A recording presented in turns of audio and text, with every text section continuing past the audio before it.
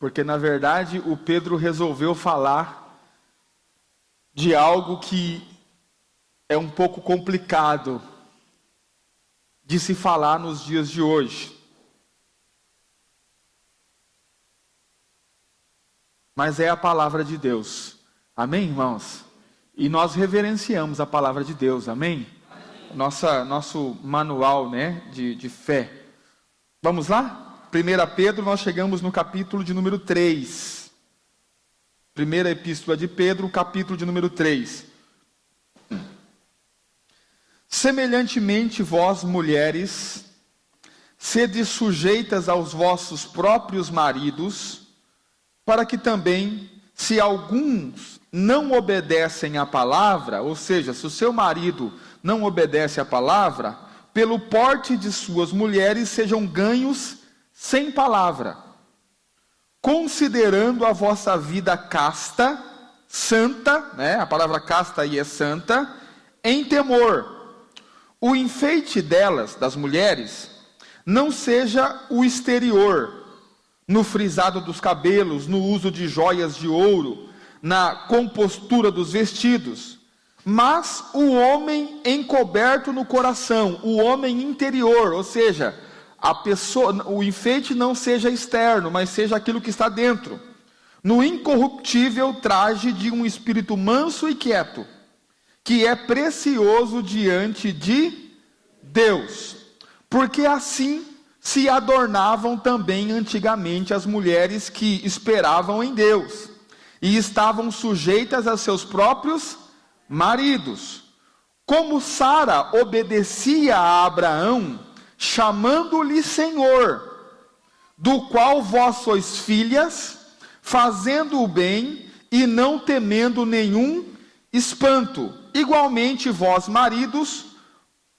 coabitai com elas, com as mulheres, com entendimento, dando honra à mulher, como vaso mais fraco, ou seja, colocando ela em primeiro lugar, porque ela é o vaso mais fraco, como sendo vós os seus cordeiros da graça da vida, para que não sejam impedidas as vossas orações.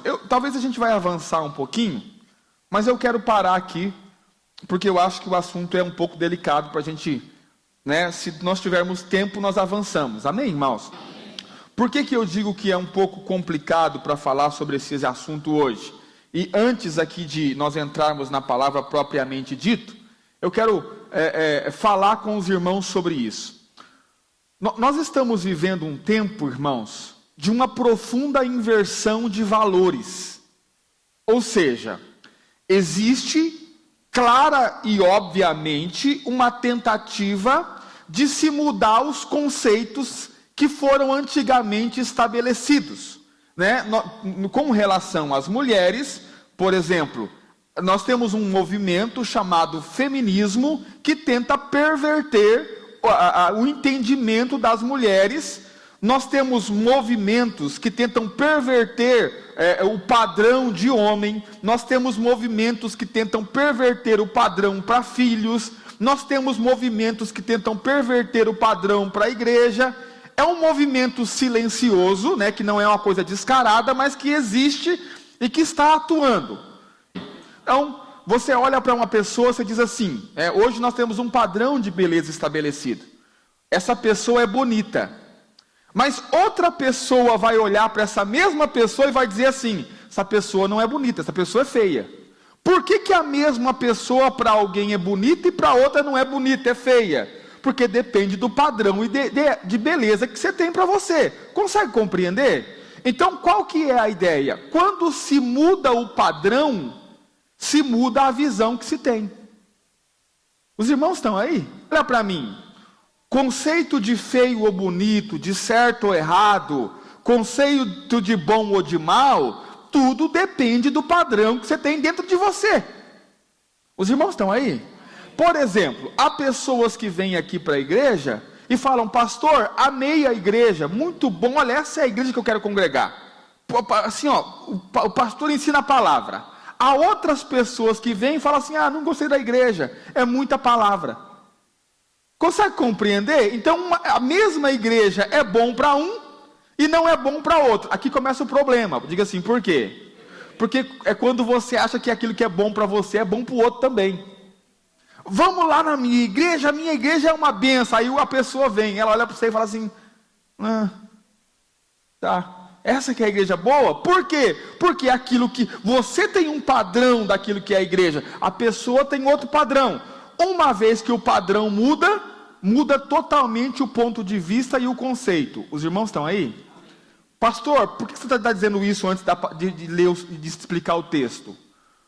Porque a palavra de Deus, ela determina para nós o padrão verdadeiro.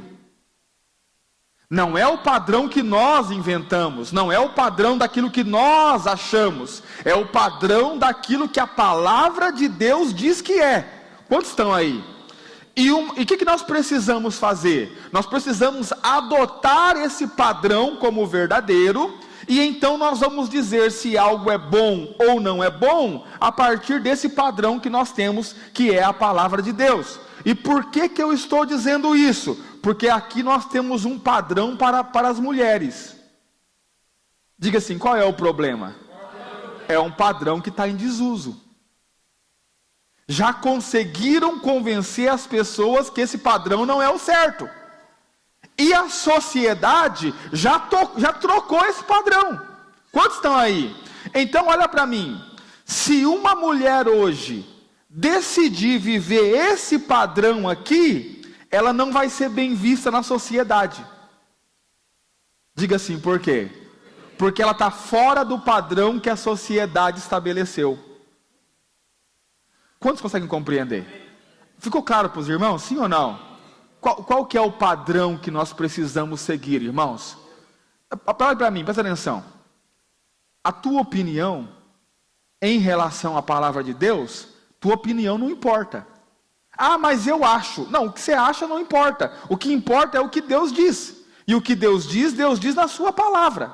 Os irmãos conseguem compreender? Qual é o problema? O problema é quando você começa a viver por aquilo que você acha e não por aquilo que a palavra de Deus diz. Ou seja, nós precisamos voltar para a palavra, entender, esse é o padrão que Deus estabeleceu. Irmão, se tem alguém que entende do ser humano, é Deus.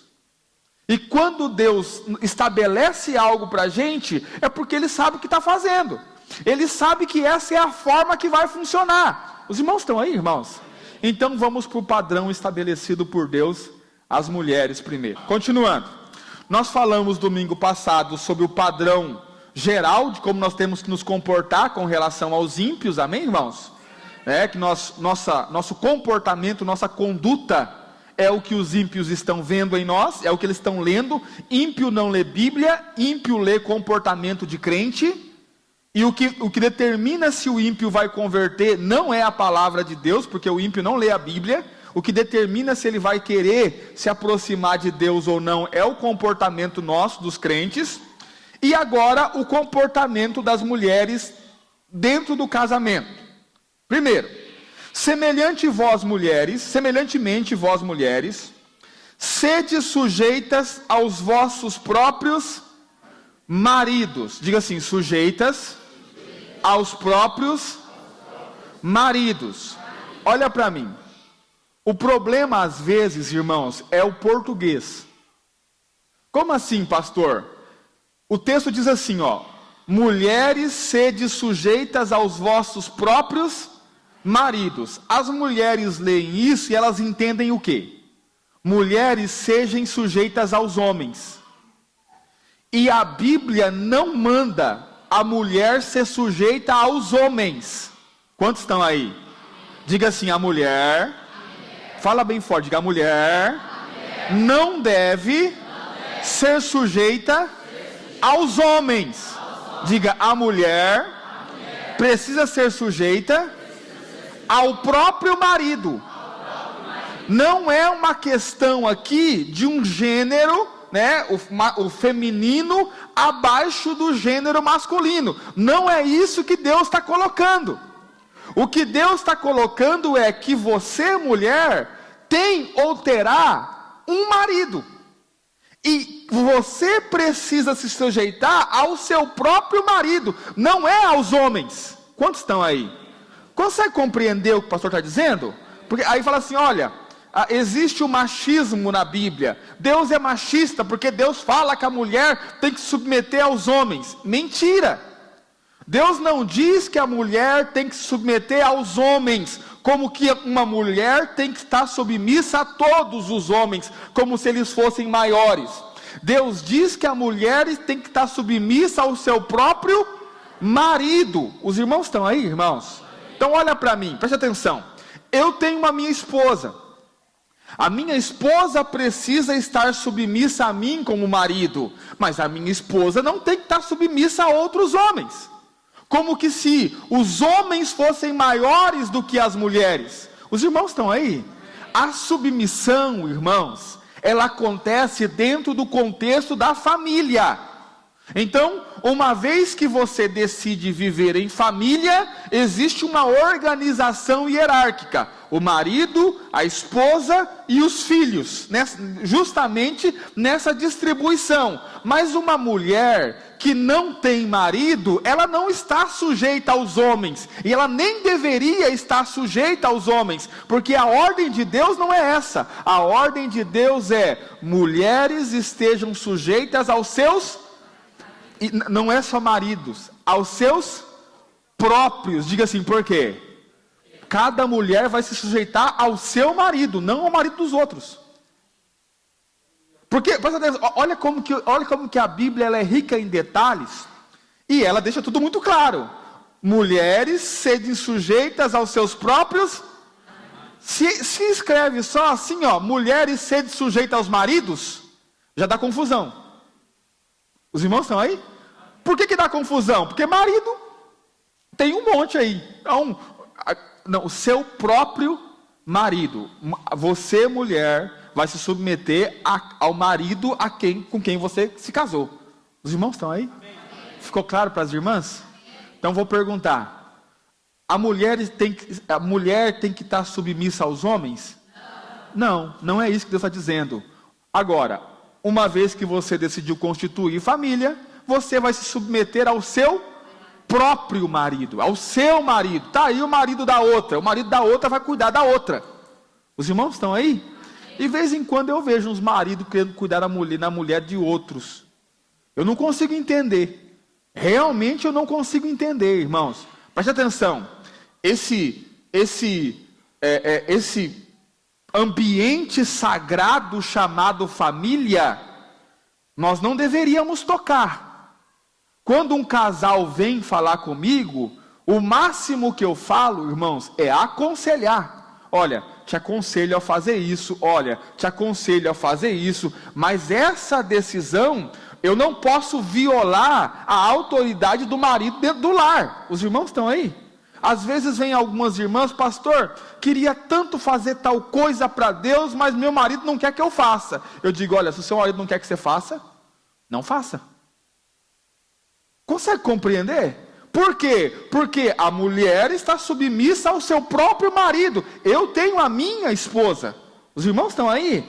Longe de mim querer direcionar a esposa de outro. Agora, olha para mim.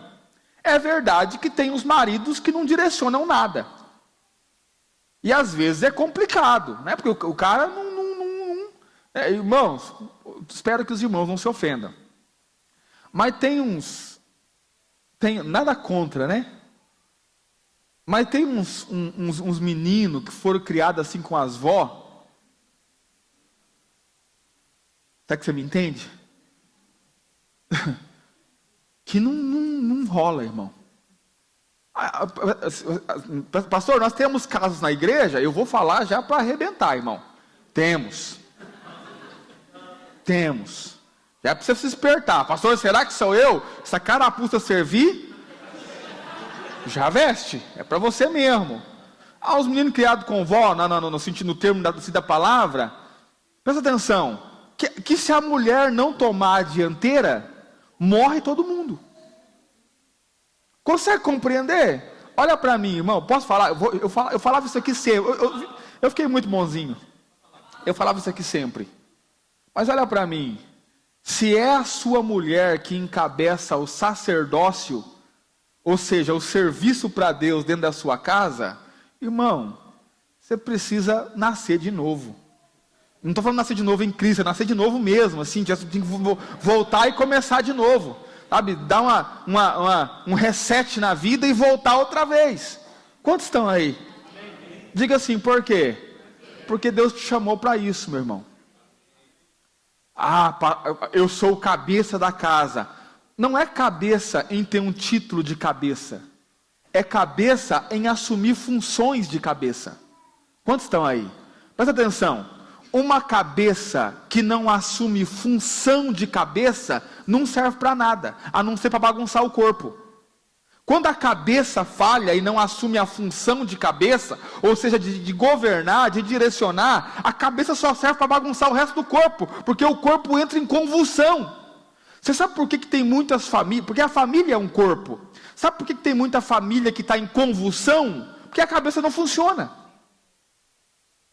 Consegue compreender? Então, irmãos, esse negócio é conosco. Cadê os irmãos aí? Erga a sua mão aí, irmão. Fala assim, Senhor, olha para o céu e fala, Senhor, esse negócio é comigo. Amém, irmãos? Quantos estão aí?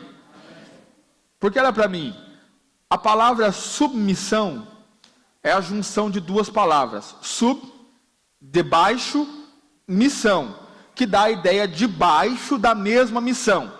Qual que é a ideia, pastor? O marido, o cabeça da casa, recebeu uma missão. E a mulher se coloca debaixo da autoridade do marido para que essa missão se cumpra. Quantos estão aí? Onde começa o problema? Onde o marido nem sabe que tem uma missão. Porque daí a mulher vai se colocar debaixo do quê? Para quê? Para onde? Consegue compreender? É muito fácil, meu irmão, você se colocar debaixo da autoridade de alguém quando você enxerga claramente o propósito que está proposto. Então, olha, nós vamos chegar ali, tá? Eu vou junto com você e vou te ajudar para nós chegarmos lá. E quando não há uma missão? Quando não há uma missão, não tem como ter submissão. Diga assim, por quê? Porque não tem como estar debaixo de uma missão se não existe missão. Os irmãos estão aí? Então, nós como homens, precisamos olhar para a nossa família e deixar claro qual é a nossa missão. E então, nossas esposas vão nos auxiliar. Lembra? Quando Deus criou Eva, farei uma auxiliadora idônea. Adão, você tem uma missão. Eu vou fazer alguém que vai ajudar você, vai auxiliar você nessa missão. Só que quando o Adão não tem missão, não tem como ter auxiliadora. Quantos estão aí? Ah, pastor, é que eu não quero me envolver com o negócio de igreja, não quero me envolver com essas coisas. O que você está dizendo é assim, ó. Eu não quero a minha missão. Aí, olha para mim, como você não quer a sua missão, o que a sua mulher vai ter que fazer? Assumir a missão. E aí, se inverte a posição. Só que qual que é o problema? Aí a hora que o calo aperta para você, aí você bate no peito. Não, eu sou o cabeça. Entendeu? Ué, pastor, mas aí não entendi. Como é que ela vai ser submissa e não vai obedecer? Preste atenção. Submissão não é a mesma coisa que obediência. Submissão fala de você estar debaixo da autoridade de alguém, reconhecer essa autoridade para cumprir um propósito. Obediência cega é burrice. Quantos estão aí? Se eu disser à minha esposa, amor, faz tal coisa para mim, e aquilo que eu pedi a ela está contra a palavra de Deus, ela deve me desobedecer. Porque toda autoridade delegada por Deus é questionável. Questionável em que sentido, pastor? Se o que essa autoridade está falando está de acordo com o que Deus está dizendo na palavra. Os irmãos estão aí? Olha para mim, você não deve obedecer a mim cegamente, Mas pastor, o senhor é meu pastor. Sou seu pastor, mas sou uma autoridade delegada. Quando eu disser e propor para você fazer algo, a primeira coisa que você tem que ver é o que o pastor está dizendo condiz com aquilo que Deus diz? E se o que eu estou falando é contrário à palavra de Deus, me desobedeça. Quantos estão aí? A única autoridade inquestionável é Deus. Deus fala, você vai e faz. É assim que não questiona, né? Como diz o outro, se Deus te mandar sentar, não procure cadeira. Autoridades delegadas podem e devem ser desobedecidas todas as vezes que essas autoridades dão comandos que vão contra a palavra. Vou dar um exemplo muito simples, né? Você está na sua casa, toca lá a campainha. Trim. Aí você fala para sua esposa, vê quem é. Aí, ela pega lá, é o fulano. Fala que eu não estou. Ela tem que obedecer? Ela vai escolher. Consegue compreender? Diga assim, por quê? Está mandando mentir. E mentir vai contra a palavra de Deus. Aí, não vou dizer, ele está aqui sim. Aí, você não me obedece, eu sou o cabeça. Não, você só é um cabeça tonta. Só isso que você é. Consegue compreender que ainda está colocando a sua esposa numa situação difícil? Os irmãos estão aí? Mas por que não tem que obedecer? Porque submissão é reconhecer a sua posição. A mulher foi colocada numa posição abaixo do marido.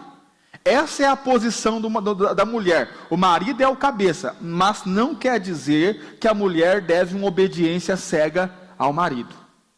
Os irmãos estão aí? As irmãs estão aí? Estão compreendendo o que o pastor está dizendo? Vamos lá. Continuando. Semelhante vós mulheres, sejam sujeitas a vossos próprios maridos, para que também, se alguns não obedecem à palavra, pelo porte de suas mulheres, pelo portar, pela forma das mulheres conduzirem a vida, sejam ganhos sem palavra. Aqui está um ponto para as irmãs. Olha para mim, irmãs. Posso falar algo para você? Não adianta ficar falando toda hora. Pastor, como é que eu ganho o meu marido? Diga como? Sem palavra. As irmãs não têm dificuldade com isso. Eu preciso admitir. Pastor, mas se eu ficar falando todo dia, 5, 6 vezes por dia, não vai resolver? Não vai. Vai piorar. Quantos estão aí? Olha, presta atenção. Eu falo por duas coisas. Primeiro, porque é a palavra de Deus que está dizendo. Amém, irmãos?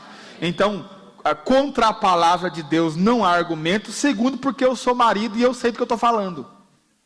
Como é que funciona? Preste atenção, irmãos. As melhores coisas que a minha esposa tira de mim, não é falando nada. Os irmãos estão aí? Preste atenção. Você precisa ganhar o seu marido naquilo que você quer, sem usar palavras. Como é que as mulheres ganham os maridos, pastor? Constrangendo eles. Consegue compreender? Irmão, tem momentos que eu fico tão constrangido com a minha esposa, irmão, ela pode pedir o que ela quiser que eu vou fazer. Por quê? Porque sou constrangido por aquilo que ela faz. Os irmãos estão aí? Quantos conseguem compreender? Olha para mim, preste atenção no que eu vou te dizer, irmã. Seja sábia, seja inteligente. O seu marido, ele é ganho sem palavras. Pastor Aloysio conta um testemunho. A irmã chegou e falou, pastor, olha, estou com um problema em casa. Qual é o problema? Meu marido não quer deixar eu fazer as coisas da igreja. Não quer deixar eu participar da célula, não quer deixar eu vir para os cultos, tá? Aí o pastor falou assim para ela, vou te dar um conselho. A partir de hoje você vai fazer o seguinte, antes de você sair de casa para ir para qualquer coisa da igreja, você vai fazer sexo com seu marido. E aí você vai lá para o culto, para a célula que seja, e você vai voltar muito feliz e vai fazer sexo com ele de novo na chegada. E a irmã começou a fazer isso. Hoje é dia de célula. Antes de ir lá fazia um agrado no marido. Chegava, fazia o agrado no marido. Chegou na conferência, ela falou assim, olha, eu sei que você não vai me deixar ir para a igreja, mas não tem problema. Ele disse, não, muito pelo contrário. Não tem uma reunião todo dia nessa igreja aí? Quantos estão aí? É um testemunho real, irmãos. É verdadeiro. Quantos estão aí? Deixa eu dizer algo para você. Nós somos maduros, amém, irmãos? Se o seu marido tiver com a barriga cheia e outra coisa vazia, você tem o que você quiser dele. Quantos estão aí? É que as irmãs não são sábias. Aí como é que as irmãs querem ganhar a parada? Falando, eu não te falei, não sei o quê, você só vai perder.